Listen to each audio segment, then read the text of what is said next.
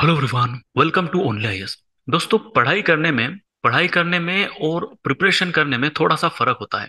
पढ़ाई करना मतलब हम बुक को नॉर्मली जिस तरह से पढ़ते हैं उसको हम पढ़ाई करना कहते हैं, लेकिन प्रिपरेशन करने में तीन कंपोनेंट होते हैं। पहला कंपोनेंट होता है रीड, दूसरा कंपोनेंट होता है रिवाइज, और तीसरा जो कंपोनेंट होता है वो है प्रैक्टिस। तो जब हम प्रैक्टिस की बात करते हैं, प्रैक्टिस के लिए हम क्या करते हैं? फॉर एग्जाम्पल, अगर हम प्रीलिम्स की बात करें तो प्रैक्टिस के लिए हम एमसीक्यू की प्रैक्टिस करते हैं। एमसीक्यू के बहुत सारे टेस्ट सॉल्व करते हैं, चाहे वो सेक्शनल हो, फुल लेंथ हो, 10 एमसीक्यू हो, 20 एमसीक्यूज हो, टॉपिक वाइज। ये हम सॉल्व करके एमसीक्यू की प्रैक्टिस करते हैं। और अगर हम मेंस की बात करें तो मेंस के आंसर राइटिंग करते हैं, जिसमें हम presentation, relevant content, time bound manner में आंसर लिखना, ये सभी एस्पेक्ट पे हम फोकस करते हैं। आज के इस वीडियो में हम ये समझने की कोशिश करते हैं कि एमसीक्यू की जो हम प्रैक्टिस करते हैं उसमें अपना स्कोर इंप्रूव किस तरह से किया जाए। काफी स्टूडेंट्स के साथ इंटरेक्शन करते वक्त मुझे ये समझ में आता है कि वो टेस्ट तो दे रहे हैं लेकिन टेस्ट में स्कोर नहीं कर पा रहे हैं। जितना स्कोर वो एक्सपेक्ट करते उतना स्कोर नहीं कर पा रहे हैं, या फिर उनका स्कोर बढ़ नहीं रहा है जिस तरह से वो पढ़ाई करते हैं। तो नॉर्मली एस्पायरेंट का जो कंसर्न होता है वो ये होता है कि वो टेस्ट तो दे रहे हैं, उन्होंने टेस्ट 1 दिया, उन्होंने टेस्ट 2 दिया, उन्होंने टेस्ट 3 दिया, इस तरह से वो टेस्ट देते जाते हैं। लेकिन टेस्ट 1 में भी स्कोर सेम आ रहा है, टेस्ट 2 में भी स्कोर मोर और लेस सेम आ रहा है, टेस्ट 3 में भी मोर और लेस स्कोर जो है वो सेम आ रहा है। टेस्ट तो ये दे रहे हैं, पढ़ाई कर रहे हैं, लेकिन टेस्ट में नंबर ऑफ क्वेश्चन वो जो अटेम्प्ट कर रहे हैं और उनका जो टोटल स्कोर है वो कहीं इतना बढ़ नहीं रहा है। तो आज की इस वीडियो में हम ये समझने की कोशिश करेंगे कि जो हम टेस्ट देते हैं एमसीक्यू के, खास करके वहां पे उन टेस्ट में हम अपना स्कोर इंप्रूव कैसे करें, हम एमसीक्यू में अपनी एक्यूरेसी कैसे इंप्रूव करें, उसी के साथ साथ एमसीक्यू टेस्ट सॉल्व करते वक्त उसमें नंबर ऑफ अटेम्प्ट्स किस तरह से हम बढ़ा सकते हैं। वीडियो को आगे बढ़ने से पहले मैं आपको हमारे आईडीएमपी 3 बैच के बारे में बताना चाहता हूँ। आईडीएमपी 3 ये जो बैच है ये अभी रिसेंटली 10 अक्टूबर को स्टार्ट हुआ है। तो बहुत ज्यादा दिन नहीं हुए इसको स्टार्ट हुए, बस एक ही हफ्ता हुआ है। इस प्रोग्राम में आपको डेली और वीकली टारगेट्स है। डेली टारगेट्स में एमसीक्यू के भी टारगेट्स है और मेंस के भी टारगेट्स है। एमसीक्यू में आपको डेली 20 एमसीक्यूज दिए जाएंगे एक पर्टिकुलर टॉपिक पे, जो टॉपिक आपके शेड्यूल में मेंशन किया रहेगा। उसी के साथ साथ मेंस के लिए, मेंस का जो टॉपिक आपके शेड्यूल में मेंशन किया हुआ है उसके ऊपर 2 क्वेश्चंस दिए जाएंगे प्रैक्टिस के लिए, और उनका मॉडल आंसर भी आपको दिया जाएगा। ये जो 20 एमसीक्यू है उनका भी डिटेल सॉल्यूशन दिया जाएगा, और ये जो 2 मेंस के क्वेश्चन है इनके भी मॉडल सॉल्यूशंस आपको प्रोवाइड किए जाएंगे, ताकि आप इवेलुएट करके ये समझ पाए कि कहाँ आप मिस कर रहे हैं और कौन से पॉइंट्स आप और ऐड कर सकते थे। इसी के साथ साथ वीकली आपको 100 एमसीक्यू का टेस्ट होता है। मतलब कि मंडे से लेके फ्राइडे तक आपको कुछ टॉपिक्स दिए जाएंगे, उन टॉपिक्स पे डेली 20 एमसीक्यू की प्रैक्टिस होगी। सैटरडे को आपको ऑफ मिलेगा और संडे को आपका एक वीकली टेस्ट होगा। इस वीकली टेस्ट में मंडे से लेके फ्राइडे तक आपने जो भी पढ़ा है वो सारे टॉपिक्स पे आपके यहाँ 100 एमसीक्यू होंगे। इस 100 एमसीक्यू में 30 एमसीक्यू करंट अफेयर्स के भी रहेंगे, तो इसमें आपके करंट अफेयर्स की भी प्रैक्टिस हो जाएगी। अगर हम प्रीलिम्स कंपोनेंट की बात करें तो यहाँ पे जिस तरह से मैंने एक वीकली टेस्ट बताया आपको, उस तरह के 14 वीकली टेस्ट इस प्रोग्राम में आते हैं। उसके बाद 13 सेक्शनल टेस्ट भी हो जाएंगे, मतलब पॉलिटी के कुछ टेस्ट, ज्योग्राफी के कुछ डेडिकेटेड टेस्ट हो जाएंगे। उसके बाद 6 फुल लेंथ टेस्ट भी हो जाएंगे जब आपका एग्जाम नजदीक आ जाएगा। और उसी के साथ साथ स्टार्टिंग से लेके हर महीने में या हर 15 दिनों में एक सीसैट का टेस्ट है। ऐसे टोटल 6 सीसैट के टेस्ट है, तो आपकी जो सीसैट की प्रिपरेशन है वो भी यहाँ पे इंश्योर हो जाती है।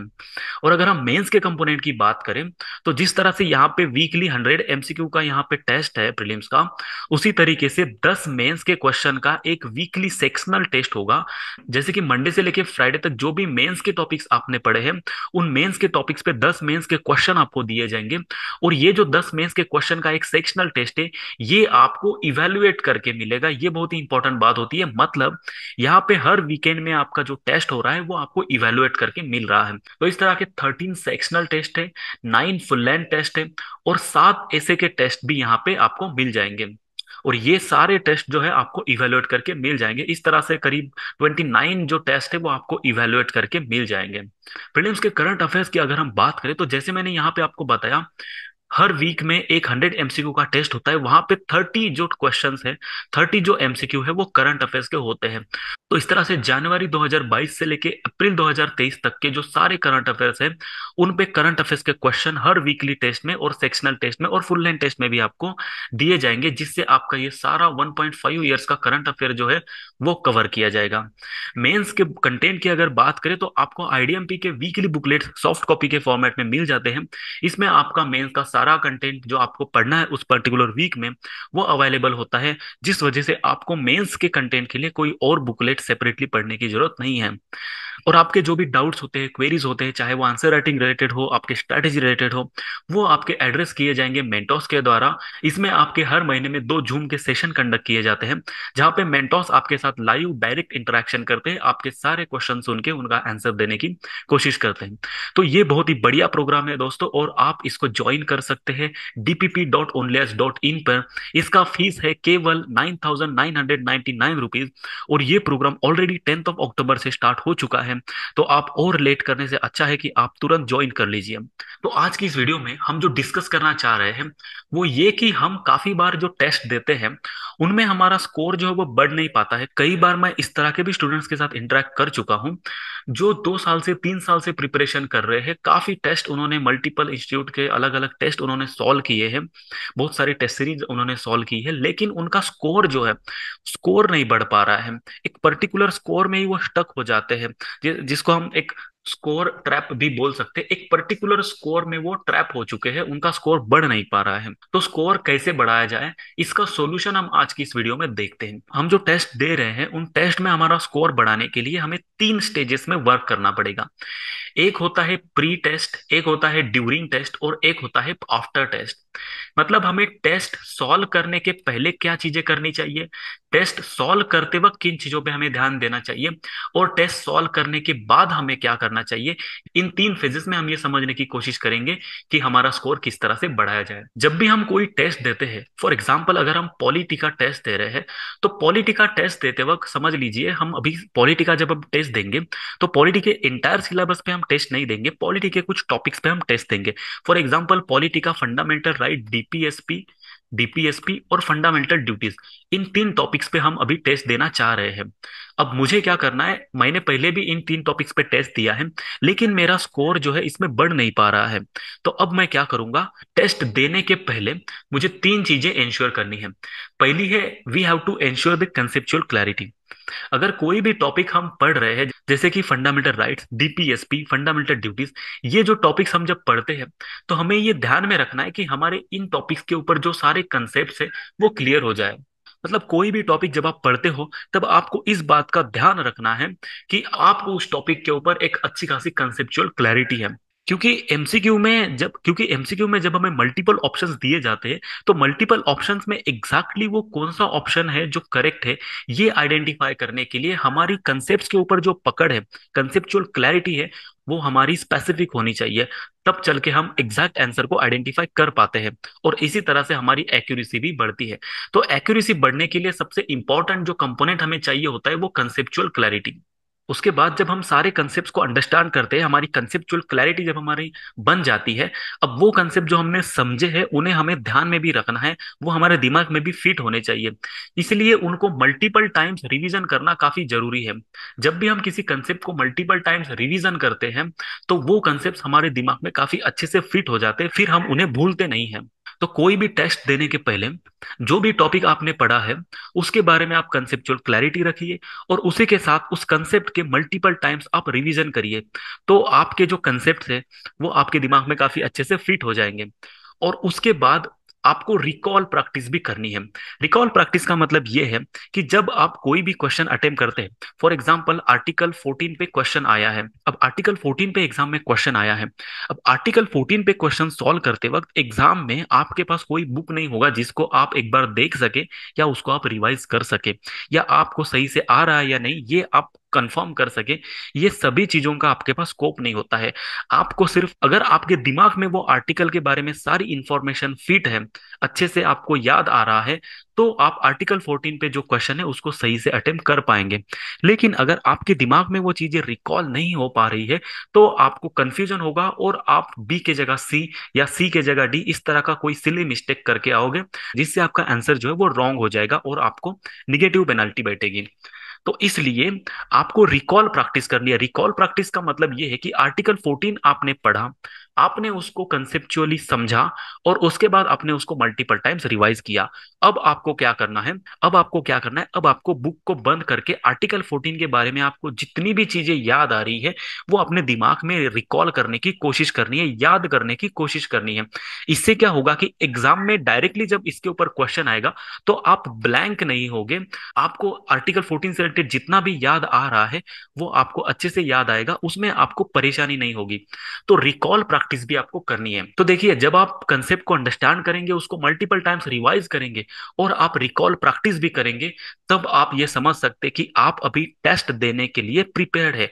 तो ये तीन चीजें थी जो आपको कोई भी टेस्ट देने के पहले इंश्योर करनी चाहिए। दोस्तों, क्या होता है, काफी बार ऐसा होता है कि एक पर्टिकुलर स्टूडेंट है, उसने काफी अच्छे से पढ़ाई की है, उसने सारे कंसेप्ट समझ लिए, उसने बहुत मेहनत की है, बहुत डेडिकेशन दे के उसने मेहनत की है, बहुत सारी पढ़ाई की है, 12-12 घंटे उसने डेली प्रिपेयर किया है पूरे साल भर, और उसी के साथ साथ उसने रिवाइज किया है, प्रैक्टिस किया है, काफी सारे टेस्ट उसने दिए हैं, अच्छा स्कोर भी किया है। लेकिन एग्जाम के वक्त उसको कुछ चीजें ध्यान में रखनी होती है। एग्जाम देते वक्त आपको ये बात ध्यान में रखनी है कि आपको पैनिक नहीं होना है, चाहे कुछ भी हो जाए। आपको शायद ऐसा लग सकता है कि मैंने ये पर्टिकुलर पोर्शन को अच्छे से पढ़ा नहीं है, मेरा ये पर्टिकुलर पोर्शन छूट गया है, या ये पर्टिकुलर टॉपिक मेरे से मिस हो गया है।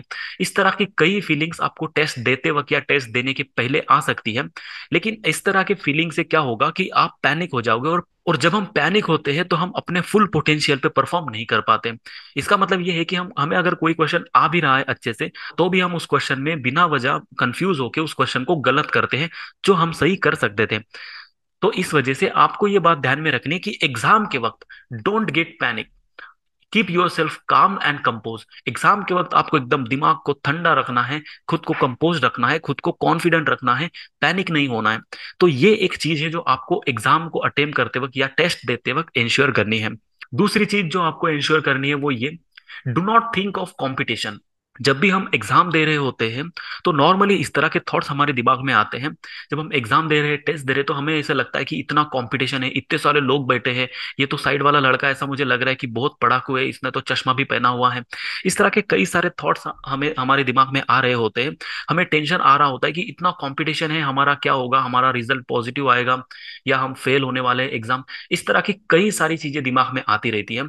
तो दोस्तों, ये सारी चीजें दिमाग में आने के वजह से हम अपने क्वेश्चन पे फोकस नहीं कर पाते, हम प्रेशर में आ जाते हैं, हम फिर से पैनिक होने लगते हैं, और हम परफॉर्म नहीं कर पाते अच्छे से। जहां पे सही कर सकते थे वो क्वेश्चन हम गलत कर जाते हैं। तो ये भी चीज आपको ध्यान में रखनी है कि नो मैटर व्हाट, एग्जाम के वक्त आपको सिर्फ और सिर्फ उस क्वेश्चन पे फोकस करना है, और किस तरह से आप उस क्वेश्चन को राइट कर सकते हैं इस पे फोकस करना है। आप कंपटीशन, स्कोर क्या आएगा, मेरा रिजल्ट क्या आएगा, ये सभी के बारे में आपको बिल्कुल नहीं सोचना है। उसके बारे में सोचने के लिए आपके समय दिया जाएगा एग्जाम के बाद। आप एग्जाम के बाद आराम से इसके बारे में सोचिए, लेकिन एग्जाम के वक्त इन सब चीजों को सोच के आप अपना एग्जाम मत खराब कीजिए। क्योंकि एग्जाम के वक्त आप कंपटीशन, स्कोर, रिजल्ट, इन सब चीजों को लेके परेशान अगर होंगे तो आपका रिजल्ट डेफिनेटली खराब होने वाला है। लेकिन अगर आप बिंदास रहोगे, कॉन्फिडेंट रहोगे, और एग्जाम के वक्त सिर्फ और सिर्फ क्वेश्चन पे फोकस करोगे, उसको सही कैसे किया जाए इस बारे में सोचोगे, तो आपका रिजल्ट जो है वो जरूर सही रहेगा। वो कंपटीशन चाहे कितना भी हो, स्कोर आपका कितना भी है, रिजल्ट आपका जरूर अच्छा होगा। एग्जाम के वक्त या टेस्ट सॉल्व करते वक्त और एक जो बड़ा प्रॉब्लम हम फेस करते हैं वो ये है कि हम कोई क्वेश्चन देखते हैं। अब फॉर एग्जांपल क्वेश्चन आया फाइनेंस कमीशन पे, फाइनेंस कमीशन पे एक बहुत ही टफ क्वेश्चन आ गया है, उसमें कुछ फैक्चुअल इंफॉर्मेशन भी है, और कुछ ऐसी चीजें भी है जो हमने पढ़ी है, और कुछ ऐसी चीजें भी हैं जो हमने शायद पढ़ी नहीं है। तो ऐसे क्वेश्चन में हम स्टक हो जाते हैं, थोड़ा सा हम इस क्वेश्चन को लेके इमोशनल हो जाते हैं। इमोशनल इसलिए होते हैं क्योंकि हमें क्या लगता है कि यार फाइनेंस कमीशन तो मैंने बहुत अच्छे से पढ़ा है, और फाइनेंस कमीशन पे मैं क्वेश्चन को छोड़ नहीं सकता, मुझे यह क्वेश्चन अटेम्प्ट करना ही है।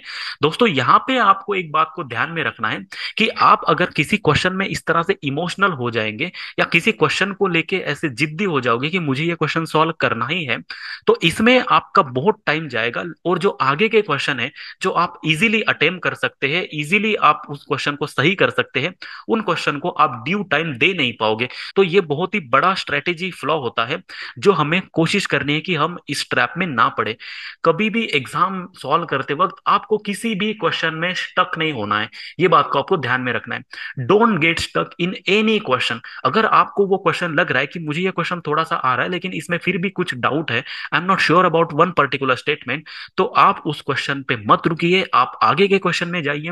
आप इस तरह से सारे क्वेश्चन पहले जितने क्वेश्चन आपको सही से आ रहे हैं, जो भी क्वेश्चन आपको इजीली आ रहे हैं, फर्स्ट गो में आपको आ रहे हैं, वो क्वेश्चन आप पहले अटेम्प्ट करिए।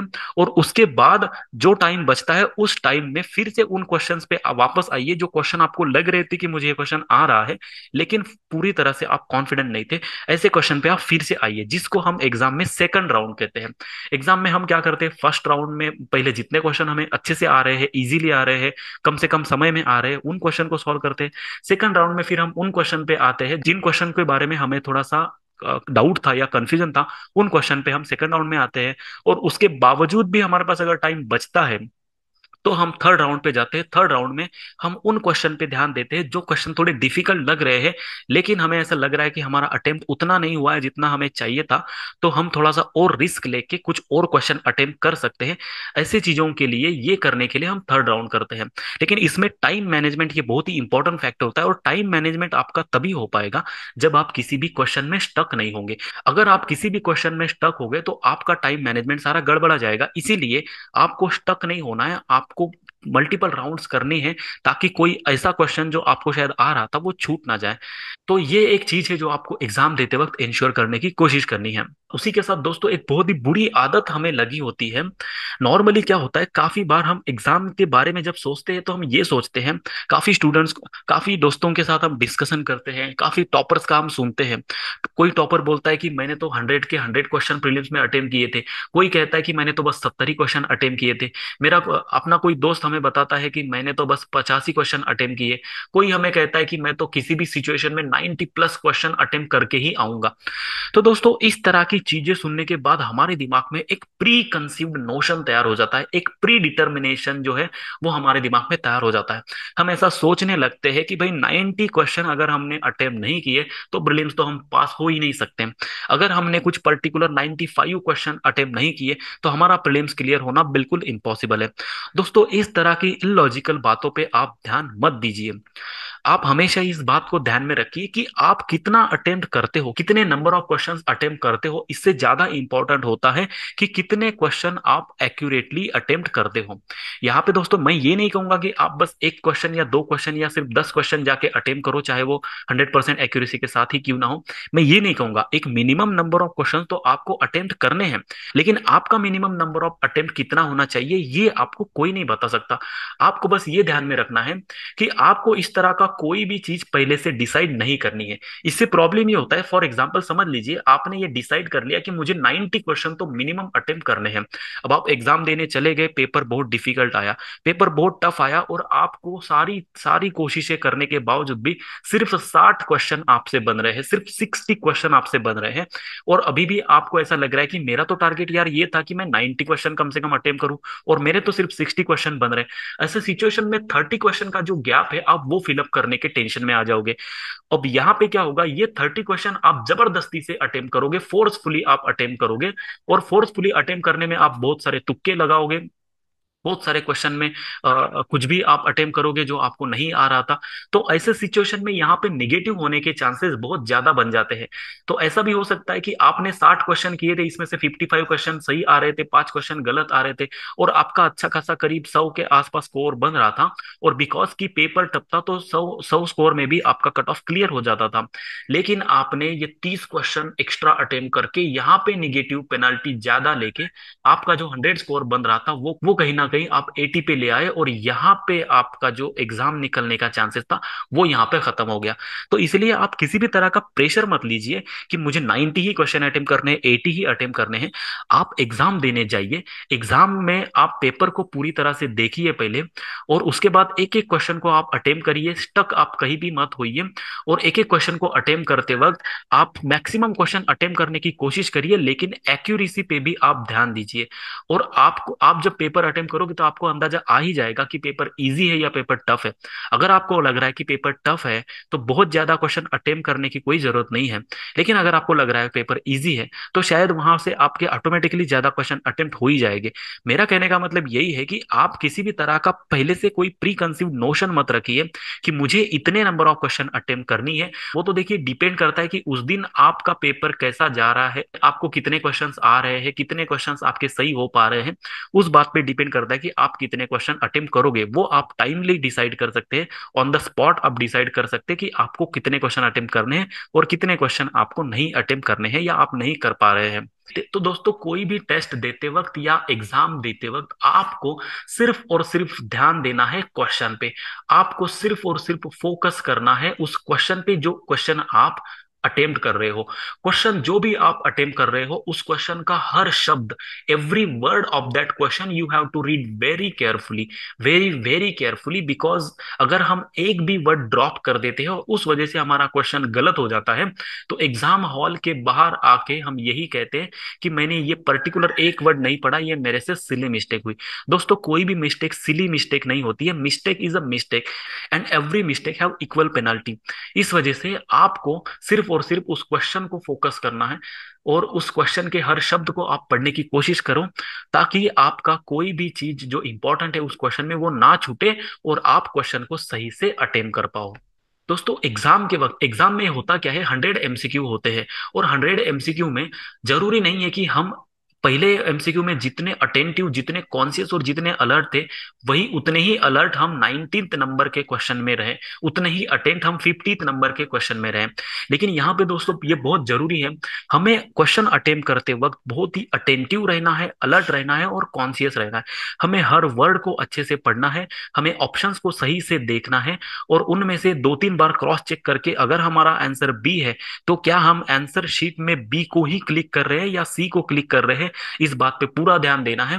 और इन सभी चीजों के लिए हमें अलर्ट रहना, अटेंटिव रहना और कॉन्शियस रहना बहुत जरूरी है। अदरवाइज क्या होता है कि हमने क्वेश्चन तो सही से पढ़ा, सब सही किया, क्वेश्चन पेपर में हमने बी को टिक मार्क भी कर दिया, लेकिन वही जब हम आंसर शीट में हमें 65 नंबर पे हमारा आंसर बी होना था तो वो हम 64 में बी कर देते हैं और फिर 65 में जहां बी होना चाहिए था वहां सी कर देते हैं। और इस तरह से हमारे जो दो क्वेश्चन है जो कि सही होने वाले थे, हमें उसके बारे में पूरा नॉलेज भी था, वो हमारे गलत हो गए। तो इस तरह की गलती ना हो इसलिए हमें अटेंटिव रहना है, अलर्ट रहना है और कॉन्शियस रहना है। तो दोस्तों ये जो सारी चीजें हमने अभी देखी वो हमें एग्जाम अटेम्प्ट करते वक्त ध्यान में रखने की जरूरत थी। अब हम देखते हैं कि एग्जाम के बाद हमें किन चीजों पे ध्यान देना है।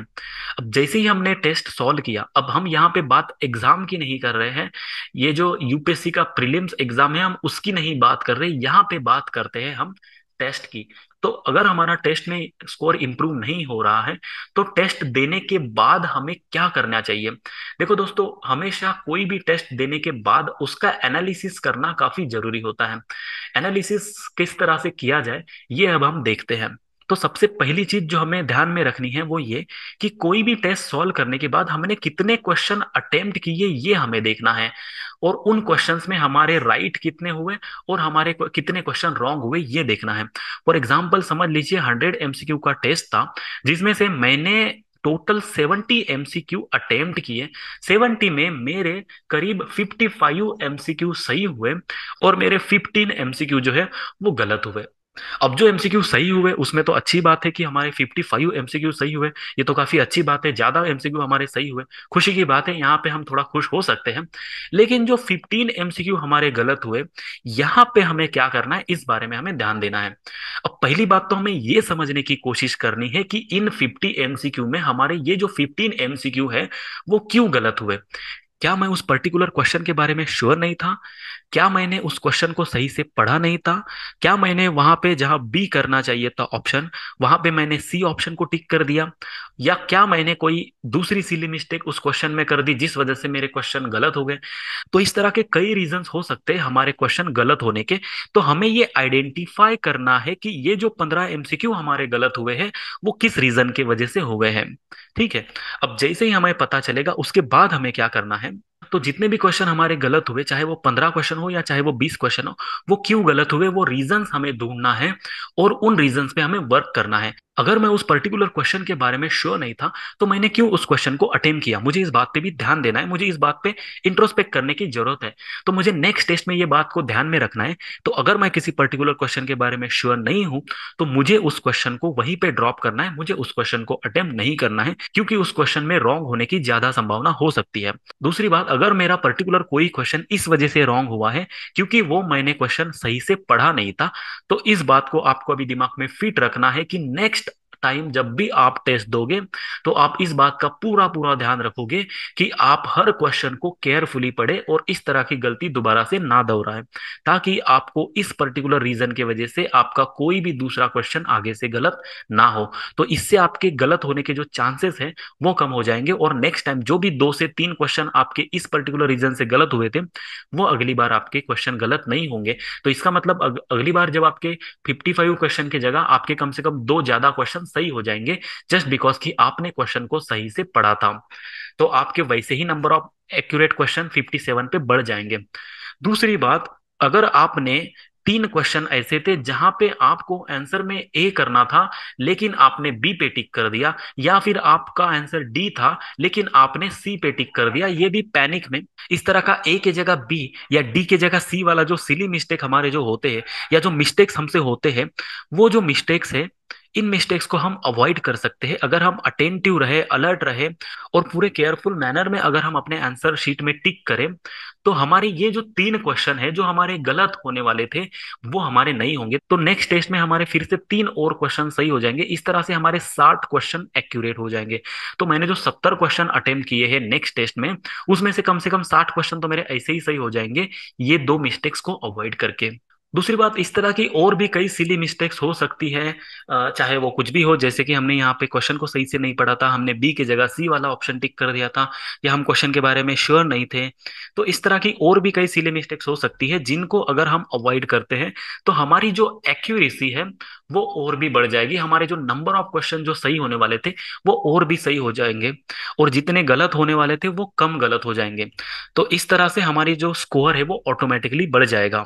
उसके अलावा कुछ क्वेश्चन ऐसे भी रहते हैं, जैसे हमने क्या किया, 100 में से 70 क्वेश्चंस अटेम्प्ट किए, 30 क्वेश्चंस तो हमने अटेम्प्ट ही नहीं किए हैं।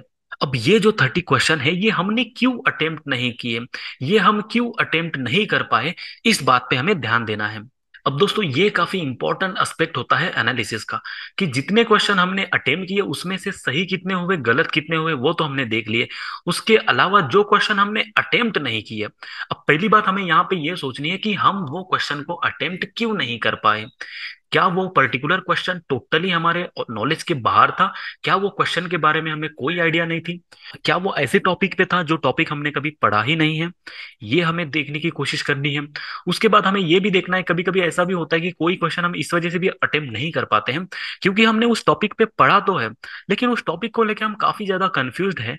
इसका रीजन क्या हो सकता है, हम किसी पर्टिकुलर टॉपिक को लेकर कंफ्यूज इसलिए भी होते हैं क्योंकि हमें उस टॉपिक के बारे में क्लियर आइडिया नहीं होती, क्योंकि उस टॉपिक के बारे में हमारी कंसेप्चुअल क्लैरिटी उतनी अच्छी नहीं होती।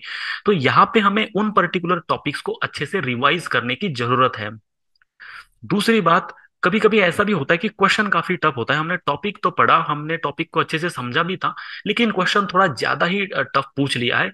तो ऐसे सिचुएशन में कभी कभी या तो हम उस क्वेश्चन को ड्रॉप भी कर सकते हैं, कोई प्रॉब्लम नहीं है।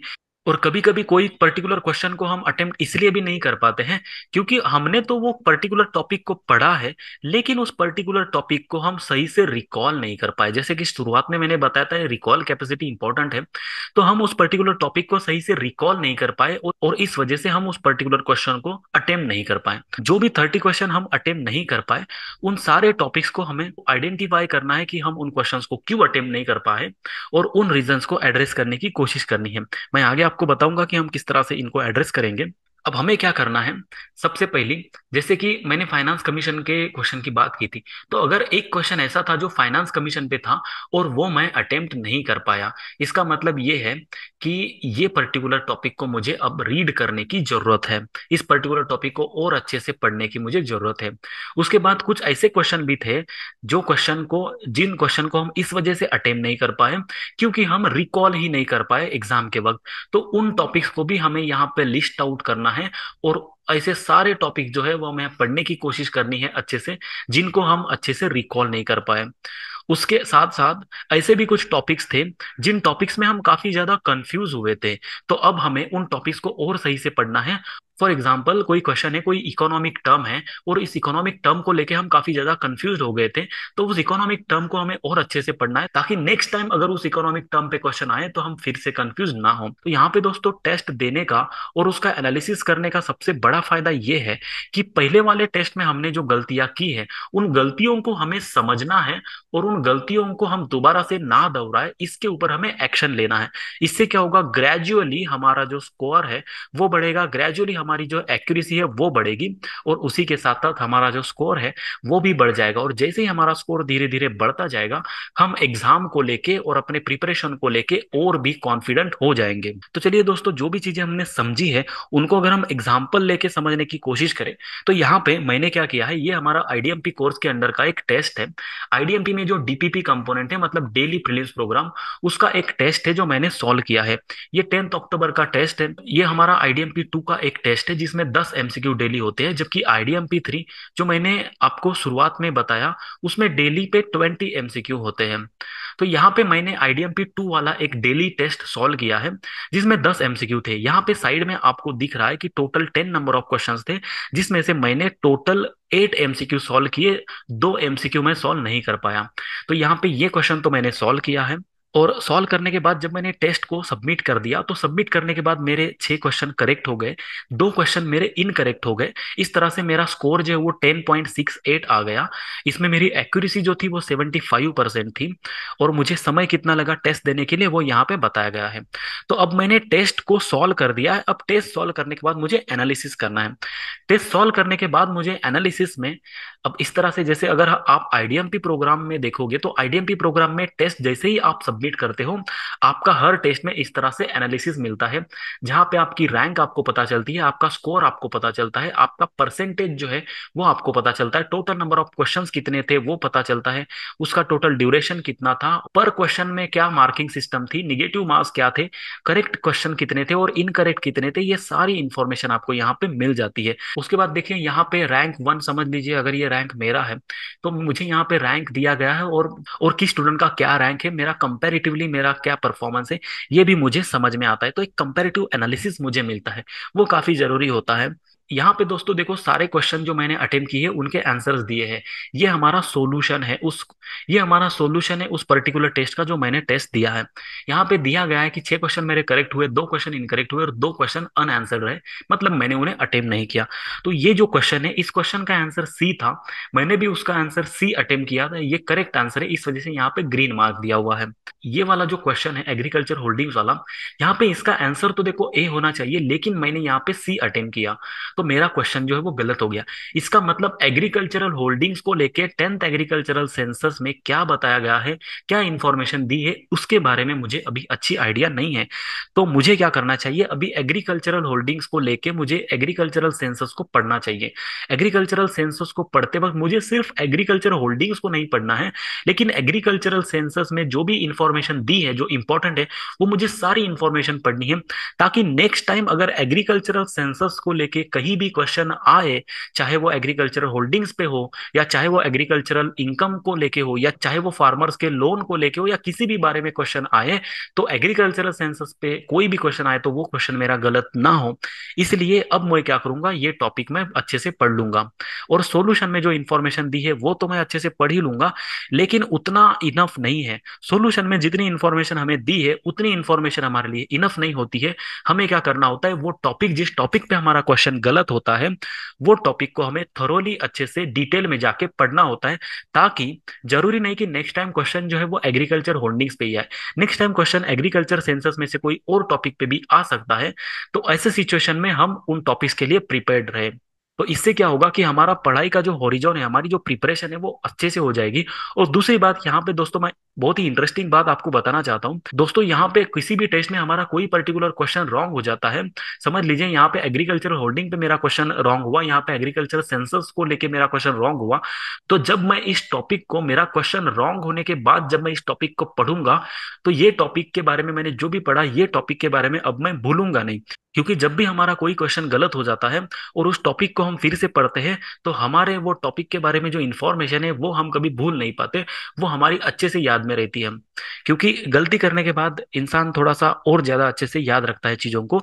ये थोड़ा एक साइकोलॉजिकल फैक्ट है। अब यहाँ पे और एक क्वेश्चन है जो फूड कॉर्पोरेशन ऑफ इंडिया को लेके क्वेश्चन आया है। अब ये एफसीआई को लेके जो क्वेश्चन आया है, ये क्वेश्चन तो मैंने अटेम्प्ट ही नहीं किया है। अब जाहिर सी बात है कि यहाँ पे इस क्वेश्चन को मैंने अटेम्प्ट नहीं कर पाया हूँ। अब जाहिर सी बात यहाँ पे ये है कि अगर मैं इस क्वेश्चन को अटेम्प्ट नहीं कर पा रहा हूँ, इसका मतलब ये है कि या तो मैंने ये एफसीआई वाला टॉपिक अच्छे से पढ़ा नहीं है, या फिर इसके बारे में जो भी इंफॉर्मेशन थी वो मैं सही से रिकॉल नहीं कर पा रहा हूँ, या फिर इस क्वेश्चन को लेके मैं काफी ज्यादा कंफ्यूज हूँ क्योंकि मेरी कंसेप्चुअल क्लैरिटी इस क्वेश्चन को लेके नहीं है। तो इसका मतलब ये है कि मुझे एफसीआई वाला जो टॉपिक है वो थॉरोली अच्छे से और बहुत ही डिटेल में पढ़ने की जरूरत है। क्योंकि इस टॉपिक पे जो क्वेश्चन आया था वो क्वेश्चन मैं अटेम्प्ट नहीं कर पाया हूँ। तो यहाँ पे मैं सिर्फ सॉल्यूशन ही नहीं पढ़ूंगा, या सिर्फ उस क्वेश्चन को ही नहीं देखूंगा, बल्कि उस क्वेश्चन का जो टॉपिक है उस टॉपिक को मैं थरोली पढ़ूंगा, डिटेल में पढ़ूंगा, अच्छे से पढ़ूंगा, ताकि नेक्स्ट टाइम जब भी एफसीआई पे क्वेश्चन आए तो मेरा वो क्वेश्चन गलत ना हो। तो दोस्तों ये कुछ टिप्स थी एक्यूरेसी को इंप्रूव करने के लिए जो हमने यहाँ पे डिस्कस की। इसके अलावा और भी कुछ चीजें हैं जो हम आगे के किसी वीडियो में डिस्कस करेंगे।